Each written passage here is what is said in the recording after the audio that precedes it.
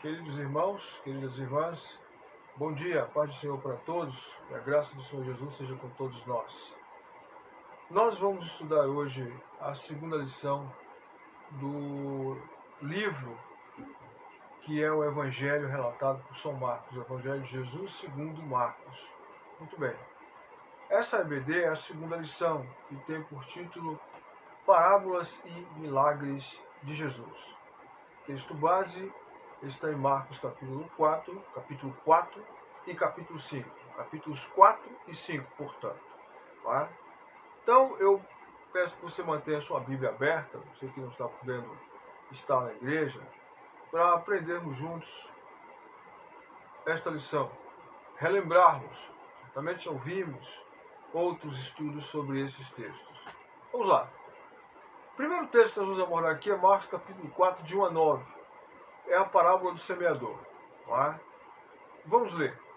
E outra vez, começou a ensinar, quer dizer, Jesus começou a ensinar junto ao mar e ajuntou-se a ele grande multidão, de sorte que ele entrou e assentou-se num barco sobre o mar, e toda a multidão estava em terra junto ao mar. Tá?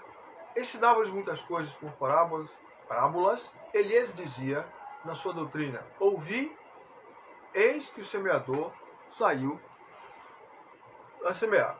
Muito bem. Aconteceu o quê? E aconteceu que, semeando ele, uma parte das sementes caiu junto ao caminho, e vieram as aves do céu e a comeram. Muito bem. A outra caiu sobre os pedregais, onde não havia muita terra. E logo nasceu, porque não havia terra profunda. Mas, saindo o sol, queimou-se porque não tinha raiz e secou-se. E a outra caiu entre espinhos, e crescendo os espinhos, a sufocaram, e não deu fruto. E a outra caiu em boa terra, e deu fruto, que vingou e cresceu, e produziu 30, outros 60 e outros 100. E disse-lhes: quem tem ouvidos, ouça. Quem tem ouvidos para ouvir, ouça, que ouça. Então vamos agora à explicação da parábola do semeador. O versículo 10 diz: e quando já se achava só, os que estavam com ele, junto dele, com os 12, interrogaram-no acerca desta parábola. Os 12 interrogam o mestre sobre o significado da parábola. Então vem a explicação da parábola. A explicação da parábola do semeador. Marcos 4, 11 e 12. E ele disse-lhes: a vós é dado saber os mistérios do reino de Deus. Mas aos que estão de fora, todas estas coisas se dizem por parábolas, para que, vendo, vejam e não percebam, e ouvindo, ouçam e não entendam, mas para que se não convertam e lhes sejam perdoados os pecados. Versículos 11 e 2, Jesus revela que somente aos seus discípulos é dado discernir e saber os mistérios do reino, do seu reino. Somente aos seus discípulos é dado discernir e saber os mistérios do seu reino. A explicação da parábola do semeador. Marcos capítulo 4, versículo 13. E disse-lhes: não percebeis esta parábola? Como, pois, entendereis todas as demais parábolas? Todas as parábolas. Versículo 13. Diz-lhes também que esta parábola é a mãe ou matriz para se entender todas as parábolas. Essa parábola, ela é a base para todas as outras parábolas que o Senhor falou.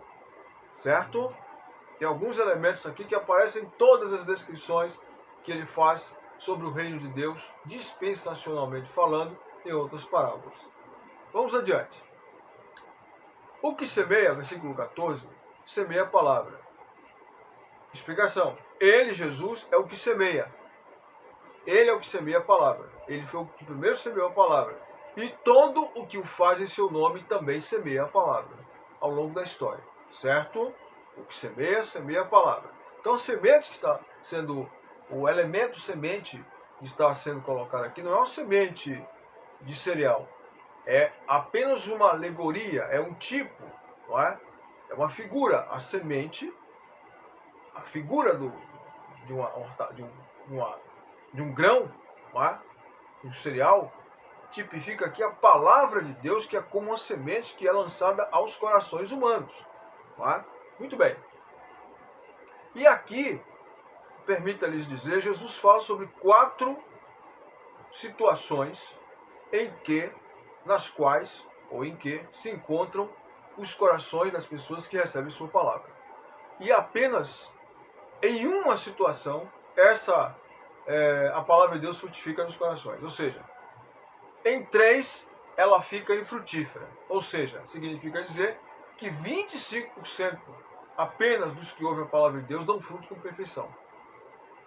Apenas 25%. Não são palavras minhas, são palavras do Senhor. Certo? Porque uma parte caiu à beira do caminho, a outra parte caiu sobre pedregais, a outra parte caiu sobre os espinhos, e em todas elas não houve frutificação a contento, satisfatória. Apenas em uma parte que caiu no solo preparado foi que deu fruto com perfeição. Certo? Então vamos analisar aqui. Os que estão junto ao caminho são aqueles em quem a palavra é semeada. Preste muita atenção. Junto ao caminho. Mas, tendo eles ouvido, vem logo Satanás, o diabo, e tira a palavra que foi semeada no coração deles. Lucas fala no capítulo 8, versículo 12, o diabo rouba o que foi semeado no coração para que eles não se salvem crendo. Então a questão aqui é que a palavra, ela produz fé em quem a ouve, e aí entra a responsabilidade de quem ouve. Não é? A responsabilidade de quem ouve. Aí não é, a culpa não é de quem semeia, não é descuido de quem semeou, mas é descuido de quem ouve como ouve. Ouvir à beira do caminho é ouvir desinteressadamente. É ouvir, é apenas escutar e não ouvir. Por isso que ele diz, quem tem ouvidos para ouvir, ouça. Porque quem ouve, espiritualmente falando, guarda a palavra. A palavra entra, a palavra frutifica. Mas quem escuta, apenas escuta, o que acontece? O diabo vem e rouba a palavra do coração. Esses são aqueles que ouviram em que a semente caiu como que à beira do caminho. Se assemelha às sementes que se perderam ao longo do caminho, elas ficam expostas e vêm as aves dos céus e comem, porque as aves se alimentam de sementes. Certo? Só que as aves dos céus aí não são meramente aves. As aves dos céus são demônios, são agentes demoníacos que agem para roubar a fé do coração dos homens, cegando-lhes os entendimentos, né? Cegando-lhes a mente, e com o intuito de impedir que o indivíduo, seja ele homem ou mulher, creia na palavra de Deus e assim venha a ser salvo. Por isso que diz que os que caíram à beira do caminho são aqueles que a semente é semeada, mas logo vem Satanás. Por que logo vem? Porque a semente está exposta. A pessoa não guardou a sua palavra. A semente caiu num terreno exposto. Não caiu numa cova, não é? num rego preparado, onde se cobre a semente com terra para que ela morra e frutifique ali. Não, ela ficou exposta. Visível à ave do céu. Veio a ave do céu, que não é do céu, aves, porque aves voam nos ares, elas roubaram a semente. Essas aves aqui são sinônimos de demônios. Se lembre que as aves que povoaram a cabeça daquele padeiro lá em Gênesis 37, tá? Gênesis 39, melhor dizendo, 41, desculpe, Gênesis 41, o sonho que José interpreta daqueles dois homens, do padeiro e do copeiro. O padeiro teve aves do céu sobre sua cabeça e comiam dos pães e dos manjares que ele via no sonho. Certo? Então, aves dos céus, nesse sentido aqui, são agentes demoníacos, como ali era. Entende? Então, os que estão à beira do caminho são os pouco interessados ou desinteressados. A explicação. Por isso, eles nem sequer acolhem. Quer dizer, não acolhem a palavra. Ouvem, mas não acolhem. E por isso, o maligno lhes rouba a palavra semeada. Quer dizer, ouvem de qualquer maneira. É um perigo ouvir de qualquer maneira. A outra situação, versículos 16 e 17, é o seguinte: e da mesma sorte os que recebem a semente sobre pedregais, que ouvindo a palavra, são os que, em ouvindo a palavra, logo com prazer recebem com alegria. Observe, mas não tem raiz em si mesmos. Mas não tem raiz em si mesmos. Antes são temporâneos, depois sobrevindo tribulação ou perseguição por causa da palavra, logo se escandalizam. São pessoas que creem por um tempo. Elas são como o solo da Judéia, que é um solo lajeado, rochoso, mas é uma fina camada de terra. Então, há a falsa impressão de que a semente, quando é lançada ali, ela caiu no local apropriado. A semente cai, é envolta por aquela fina camada de terra, né, absorvida por ela, só que abaixo daquela fina camada de terra há um solo rochoso. A semente então não consegue lançar raízes para baixo, ela encontra o lajedo, ela enfrenta o calor do sol, não consegue extrair a seiva para sobreviver e dar fruto, ela morre. Ela dura pouco. Assim é o coração dessas pessoas. É um lajedo que tem uma acolhida superficial à palavra, mas quando vem a tribulação, que é sinônimo do sol escaldante, elas deixam de crer. A semente morre nos seus corações, porque eles são corações despreparados. Não é? Triste. Aí vem a explicação. Os que recebem a palavra com o coração despreparado, a semente cai como se caísse em solo pedregoso. Logo a semente, embora nasça, não vinga, pois não tem raiz em si mesmo. Versículo 18. E outros são os que recebem a palavra, a semente, entre espinhos, os quais ouvem a palavra, mas os cuidados e os enganos das riquezas e as ambições de outras coisas, entrando, sufocam a palavra. Ela fica infrutífera. Agora imagine, os corações humanos aqui são tipificados por Jesus nessas três condições. A terceira condição aqui são corações como espinhos. As sementes caem como se caísse num terreno infestado de espinhos. Chega até a frutificar, mas sufocada pelos espinhos, os frutos não são frutos perfeitos. Os que recebem a semente, como que entre os espinhos, são aqueles cujos corações e mentes estão cheios de cuidados dessas vidas, cuidados e interesses terrenos, e a palavra fica infrutífera. Ou seja, Jesus, o Senhor, diz aqui que os espinhos são os cuidados desta vida, as preocupações, os cuidados terrenos de forma excessiva, são como espinhos para a palavra dele. Ou seja, produz um ambiente inóspito e inapropriado para que esta palavra produza fruto no coração de uma pessoa cujo terreno é como espinho, como espinhos, espinhento, espetando, desconfortável. Ou seja, a palavra ela fica desconfortável nesse coração. Olha que tem muitas pessoas, infelizmente, nessas condições, e deveriam se avaliar se estão realmente dando fruto, se estão numa dessas três condições. Não é? Que coisa triste. E por último,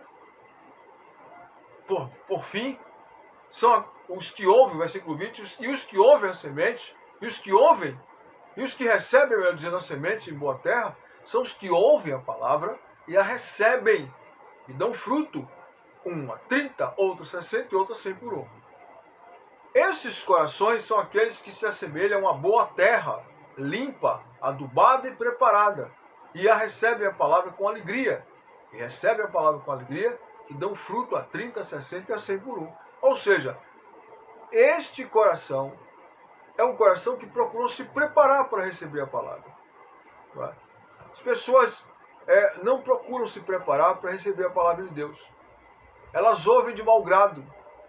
Muitas pessoas. Mas existem pessoas que ouvem de bom grado.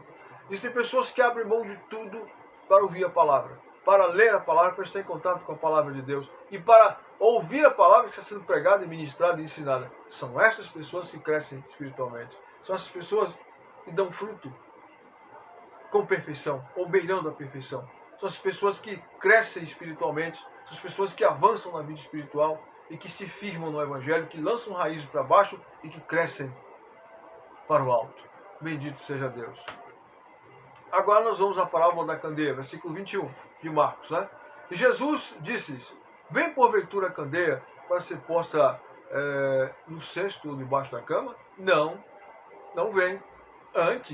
Não vem antes para se colocar no velador? A candeia aqui, senhores, isso é efeito refletor e revelador. A candeia, não é, era a lâmpada de antigamente, daquela época. Acendia-se uma lâmpada e colocava no local visível, não é, exposta com grande visibilidade, estrategicamente elevado, numa posição elevada, para iluminar todo o ambiente, a rua, a praça, a casa, a frente da casa, o interior da casa. E Jesus disse que nós somos a luz do mundo. Não é? E a luz, ela deve ter o seu efeito refletor e revelador. Ou seja, ela deve revelar, ela deve refletir quem nós somos, quem está em nós, quem nós representamos, e deve revelar quem está em nós e quem são as pessoas. Porque a luz manifesta o pecado das pessoas. Não é? Agora nós vamos para a parábola da semente, versículos 26 a 29. E dizia: o reino de Deus é como se o homem lançasse a semente à terra, dormisse e levantasse de noite, e a semente brotasse e crescesse, não sabendo ele como, porque a terra por si mesma frutifica. Porque a terra por si mesma frutifica. A erva, depois a espiga, e por último o grão cheio de espiga, na espiga. E, quando já o fruto se mostra, mete-lhe a foice, porque está chegada a ceifa. Vamos à explicação? Versículo 26. A semente é a palavra de Deus. Certo? Versículo 27. A palavra de Deus não voltará para ele vazia. Ou seja, essa semente que é a palavra de Deus, quando é lançada, ela vai produzir resultados, seja para a salvação, seja para a condenação. Olha o que diz esse texto. Assim será a palavra que sair da minha boca. Ela não voltará para mim vazia. Antes, fará o que me apraz e prosperará naquilo para que a enviei. Muitas vezes nós nos enganamos, achamos que o pregador não foi bem sucedido em sua pregação, porque os frutos, os resultados não são visíveis e aparentes naquele momento. Não. A palavra que ele falou não voltará vazia. Pode ter certeza disso. Deus disse que a semente frutifica, e não sabendo ele como, ela volta para o Senhor e faz aquilo para o que ele enviou. A palavra de Deus é viva e eficaz.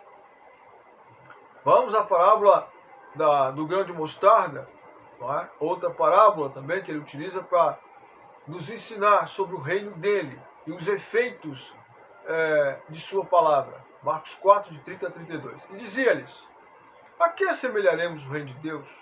Ou com que parábola o representaremos? É como um grão de mostarda que caindo, é como um grão de mostarda que, quando se semeia na terra, é a menor de todas as sementes que há na terra.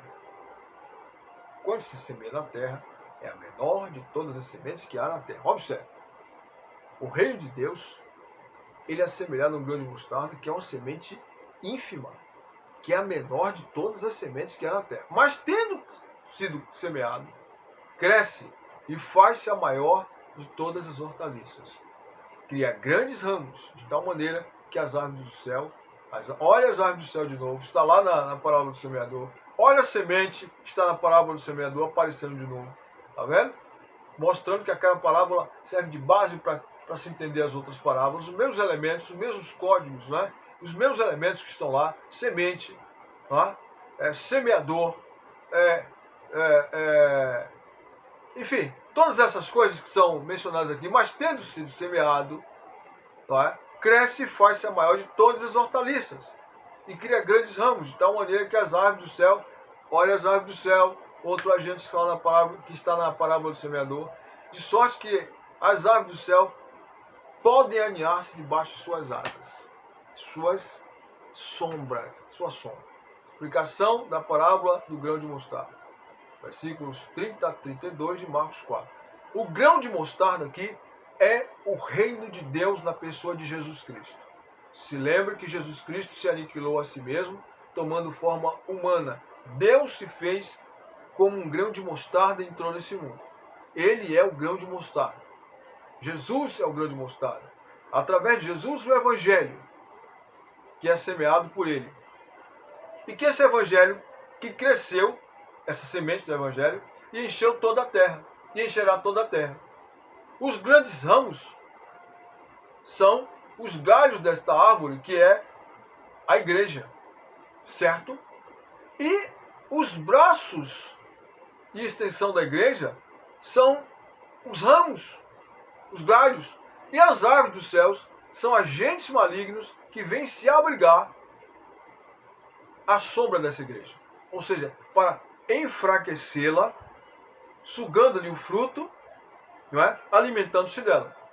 Aqui nós podemos declinar sobre falsos profetas, falsas profetisas, não é? Agentes do mal que se infiltraram no reino de Deus, na igreja, para desvirtuar-lhes a fé aos eleitos e, ao mesmo tempo, obterem seu sustento desta grande árvore frondosa em que se tornou o reino de Deus, que é a igreja, neste mundo, e que lhes dá fruto e sustento, mas ao mesmo tempo quer, além de alimentar-se e sustentar-se dela, enfraquecê-la para levá-la à derrota, mas não conseguirá. Certo? Então, este é o resumo apresentado por nós aqui sobre os ensinos de Jesus quanto a estas parábolas. Agora vamos aos milagres de Jesus. Não é? As parábolas são a base de seu ensino. Não é? Agora vamos aos milagres. O que os milagres de Jesus querem dizer sobre sua pessoa? Os milagres de Jesus revelam seu poder sobre sua natureza. Muito bem. O primeiro milagre que nós vamos citar aqui é o poder de Jesus sobre a natureza. Certo? Sobre o clima e sobre os elementos climáticos, sobre a natureza. E naquele dia, Marcos 4, 35 e 41, sendo já tarde, disse-lhes, passemos para outra margem. Era o lago da Galileia, o mar de Tiberíades, como queira o lago de Genezaré, são nomes pelos quais aquele lago é chamado. Ele tem 21 km de extensão por 12 de largura. 21 km de extensão por 12 de largura. E eles, deixando a multidão, o levaram consigo, como estava no barco, e havia também com eles outros barquinhos. Levantou-se grande temporal de vento, e subiam as ondas por cima do barco, de maneira que já se enchia de água. Muito bem. Jesus, estava na polpa, dormindo sobre uma almofada. Jesus era homem, estava cansado. Ele estava realmente cansado na sua pessoa humana, estava dormindo, sono profundo, exausto. Não é? E então, não obstante aquela tempestade, ele estava dormindo. E despertaram-no, dizendo-lhe, mestre, não se importa que pereçamos? E ele, despertando, ele despertou, ele acordou e viu a situação. Despertando, repreendeu o vento, disse e ao mar, cala-te, aquieta-te, e ao vento. E o vento aquietou-se. Cala-te, aquieta-te, e o vento aquietou-se, e houve grande bonança. E disse-lhes, por que sois tão tímidos? Ainda não tendes fé? E sentiram um grande temor, e diziam uns aos outros, mas quem é este que até ao mar e ao vento lhe obedece? Quem é este que até o vento e o mar lhe obedecem? É o Filho de Deus. Então vamos lá.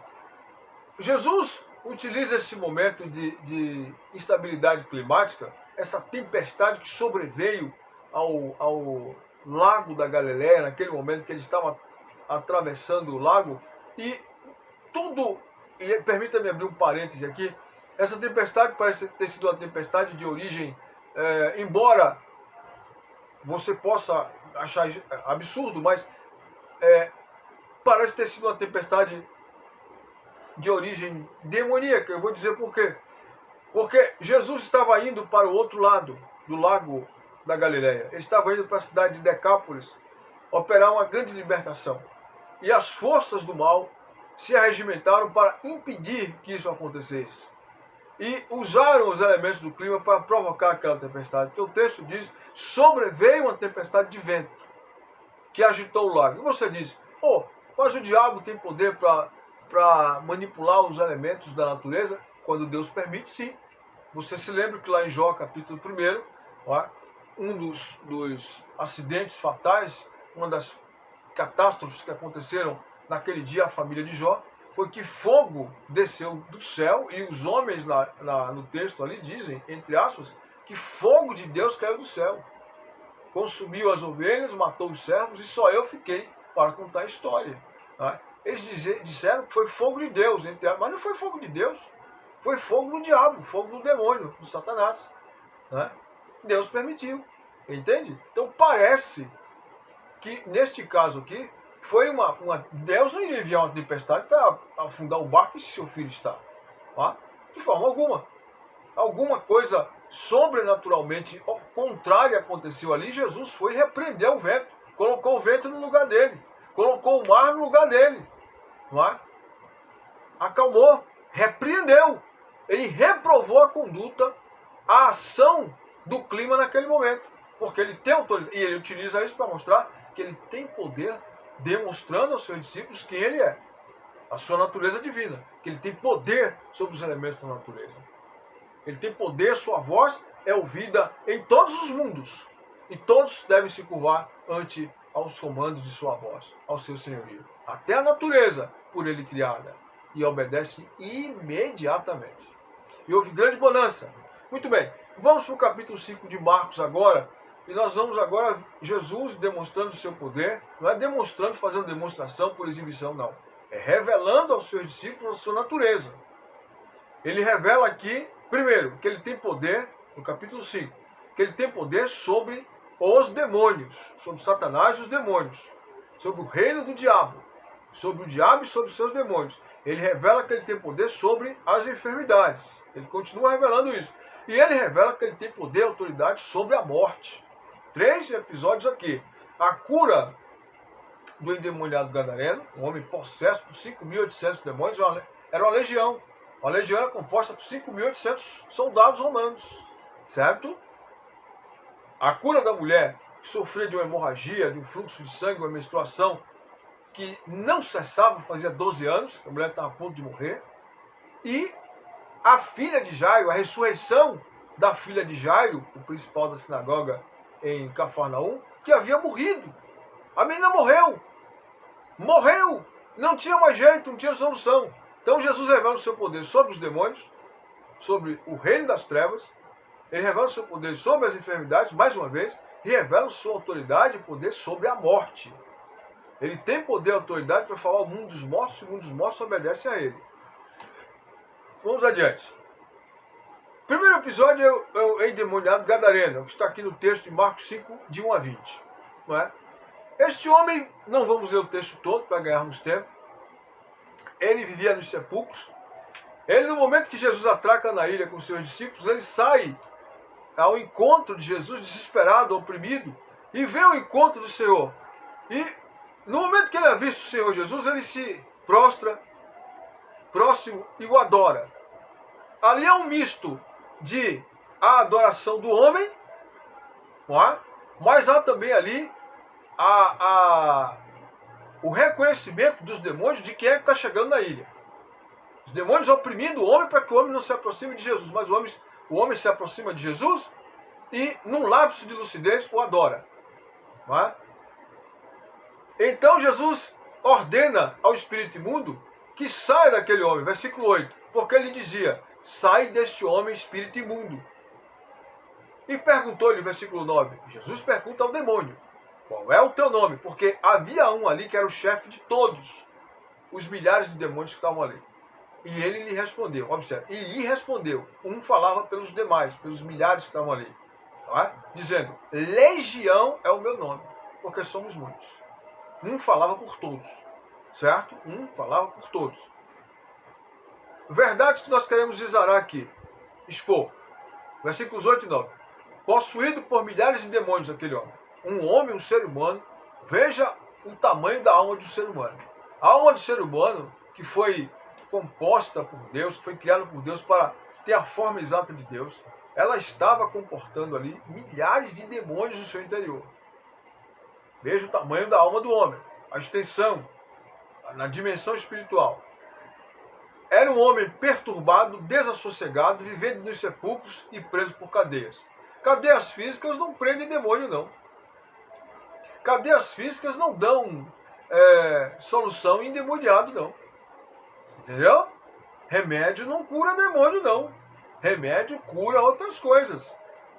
Acalma o físico, acalma a mente, o sistema nervoso. Mas demônio não. Entendeu? É preciso se reconhecer que nem toda doença é demônio, mas há doenças que é demônio. Há loucura que é demônio. Nem toda loucura é demônio, mas há loucura que é demônio. Há situações em que o indivíduo age com violência que é o espírito demoníaco que está oprimindo ele. A Bíblia fala de demônio. Demônio não deixou de existir, não. Os demônios não deixaram de existir, não. Eles existem. E devem ser repreendidos em nome de Jesus quando estes estão possuindo as vítimas que ouvem a palavra de Deus e querem crer na palavra de Deus, mas não podem porque eles não permitem. É preciso que a igreja reconheça isso, que se prega o evangelho com autoridade, não é andar caçando os demônios para expulsar, mas sempre que houver alguém oprimido por eles, deve ser liberto em nome de Jesus. E omitir-se é um pecado grave. É um pecado grave, porque Jesus nunca se omitiu de libertar ninguém. E ele nos deu autoridade e poder para isso. Se nós não temos autoridade e poder para isso, é porque nós estamos raquíticos, estamos sem fé e já deixamos de crer há muito tempo. E precisamos orar mais, nos consagrar mais, para buscar a Deus, para viver a vida cristã e operar os sinais que Jesus fazia é parte da vida cristã. É parte, não é tudo, mas é parte. Omitir essa parte é pecado. Aquele que sabe fazer o bem e não faz, comete pecado. Entendeu? Não é propriedade de um grupo denominacional. Jesus disse, eu lhes dou o poder para expulsarem todas as doenças e todas sortes de enfermidades. Para curarem. Impõe as mãos sobre os enfermos, eles serão curados. Não é? E aquele que quer em mim fará as obras que eu faço, fará maiores do que essas, porque eu vou para o meu Pai. Mas nós não buscamos consagração. Nós não buscamos crer na Bíblia, aceitar a Bíblia como ela é. Não é? Nós temos até pregadores que sobem ao púlpito, que são discípulos de filósofos anticristãos, filósofos ateístas, filósofos ateus. Que tipo de fé este homem, esse tipo de pessoa está passando para a igreja? Não está passando fé, pelo contrário, está passando incredulidade, porque ele bebe da fonte da incredulidade e passa a incredulidade. Mesmo possuído, vem-lhe uma centelha de lucidez. O homem estava possuído, mas veio-lhe uma centelha de lucidez. Ele vai, se prostra diante de Jesus, do Senhor. E quando viu Jesus ao longe, correu e o adorou. Correu a Cristo em busca de ajuda. Ele corre a Cristo em busca de ajuda, mesmo endemoniado. E todos aqueles demônios lhe rogaram, dizendo, manda-nos para os porcos, para que ele tenhamos ele. Porque Jesus mandava ele sair. Preste muita atenção. Os demônios não levariam aquele homem a Cristo. Tudo que o diabo queria era que aquele homem não fosse a Cristo. Eles não queriam que Cristo chegasse naquela ilha. Naquela cidade que era uma ilha. Era o outro lado do lago. Eram 10 cidades, Decápolis. Gadara era apenas uma delas. Eles não queriam. Você acha que aqueles demônios iam se ajoelhar aos pés de Jesus? De forma nenhuma. O homem vai no lápis de lucidez, mas o diabo faz tudo para que aquele homem não chegue lá. Ele fez tudo para Jesus não chegar, fomentando aquela tempestade de vento. E agora ele faz tudo para que aquele homem não chegue. Mas ainda assim, possesso como estava, aquele homem tem uma centelha de luz divina dentro de si e ele busca ajuda em Cristo. Glória a Deus. E todos aqueles demônios lhe rogaram, depois que Jesus mandou, estou resumindo, aqueles demônios saírem, os demônios, vendo que Jesus apertava com eles para libertar aquele homem, eles disseram assim, manda-nos para aqueles porcos, para quem temos eles, porque eles rogavam a Jesus, no versículos anteriores, 10 e 11, que não os expulsasse daquele termo, sabe por quê? Porque eles se sentiam confortáveis em Gadara. Eu tenho a dizer que há famílias, que há regiões, que há locais em que demônios se sentem confortáveis. E eles pedem para não serem expulsos daquele lugar. Porque há pessoas que dão lugar a eles. Há pessoas que são terrenos férteis. Seus corações e mentes são terrenos férteis para a morada desses espíritos maus. Estão repreendidos em nome do Senhor Jesus Cristo. Demônios se sujeitam. Outra verdade que Jesus mostra aqui, que o Evangelho de Jesus nos mostra, é que os demônios se sujeitam ao senhorio de Cristo, versículo 12. Eles pedem Eles não mandam não, eles não exigem não. Eles pedem, eles rogam ao Senhor que não os mande para fora daquela província. 2. E que os mande entrar nos porcos. Duas verdades aqui. Eles dominavam aquela província, eles queriam continuar ali. Você diz, por que Jesus permitiu que eles entrassem ali? É porque os corações das pessoas queriam eles. As pessoas não queriam? Tanto queriam que quando Jesus cura o homem, não é? Liberta o homem, eles pedem a Jesus, não que fiquem, que evangelize a cidade, que liberte as pessoas, mas que Jesus fosse embora dos termos deles. Porque eles ficaram zangados, porque os demônios entraram nos porcos e deram um grande prejuízo para eles. Porque os porcos para eles valiam mais do que as almas daquele homem. Entendeu? Mas os demônios se sujeitam a Cristo e pedem, se nos manda, não nos mande para o abismo. Quem és? Sabemos quem é Jesus, o Filho de Deus. Viestes atormentar-nos antes de tempo? Eles sabem que serão atormentados. Eles sabem que Cristo tem autoridade sobre eles para mandar prender e lançá-los no lago de fogo a hora que o Senhor quiser. Mas o fará naquele dia. Entendeu? Demônios se sujeitam ao senhorio de Cristo. E foram ter com Jesus. Aí Jesus já libertou o endemoniado. Os porcos se afogaram no mar, 2.000. O endemoniado está livre. Né? E aí foram ter com Jesus os moradores da cidade, os porqueiros, né?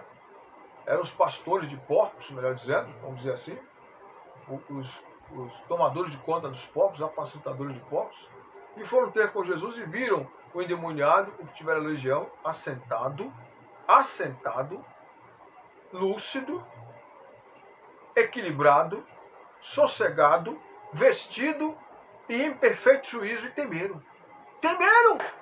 Quer dizer, não temiam o endemoniado, o homem se ferindo com pedras, feito uma besta humana, uma besta fera. Eles não temiam isso, mas viram o homem assentado, cheiroso, perfumado, de roupa nova, com um semblante plácido, cândido, tranquilo, transformado, e temeram.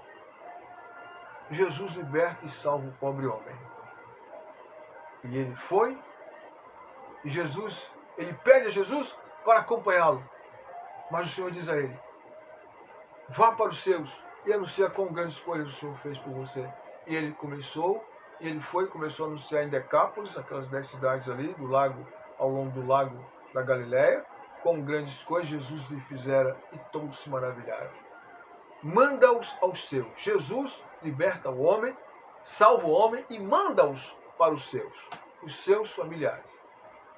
Agora nós vamos abordar, nós vimos aqui o poder de Jesus sobre o poder das trevas, sobre o poder do diabo, os seus demônios e sua opressão e prisão e possessão demoníaca. E agora Jesus mostra o seu poder sobre as enfermidades mais uma vez. Essa mulher tinha um fluxo de sangue havia 12 anos, ela tinha gastado todos os recursos, os médicos da época não tinham conseguido curá-la, mas ela ouviu falar de Jesus. Ela veio e disse consigo mesmo, se tão somente eu tocar na orla de suas vestes, eu sararei. Ela veio, enfrentou a multidão, ela era uma mulher de condição impura, ela não podia estar no meio do povo, porque quem tinha um fluxo de sangue não podia estar no meio do povo. Em tudo que ela tocasse era imundo, se ela sentasse no lugar era imundo.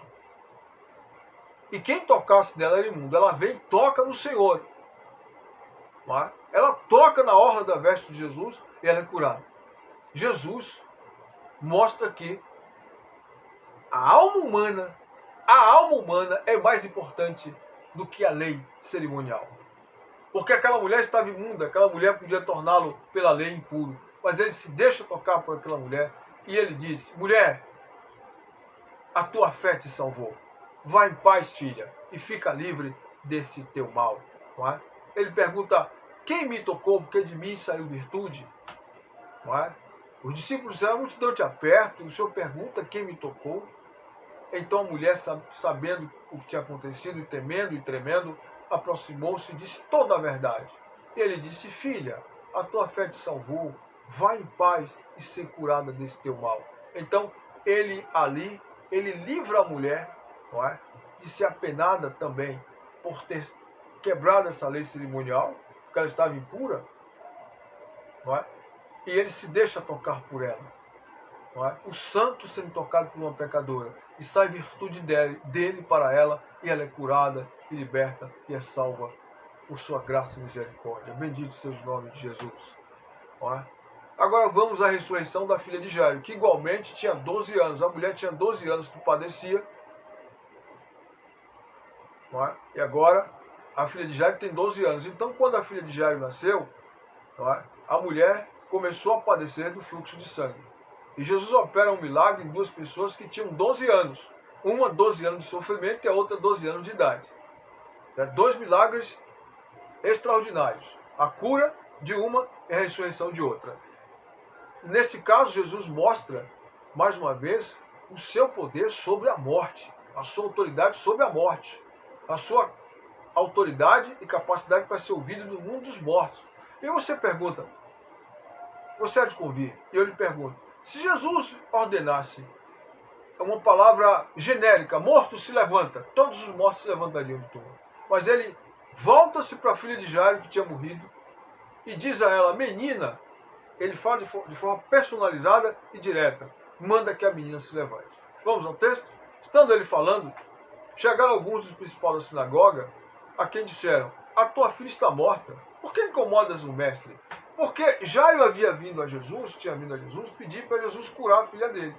Então, no caminho, acompanhando aquele cortejo, aquele séquito da multidão, tá?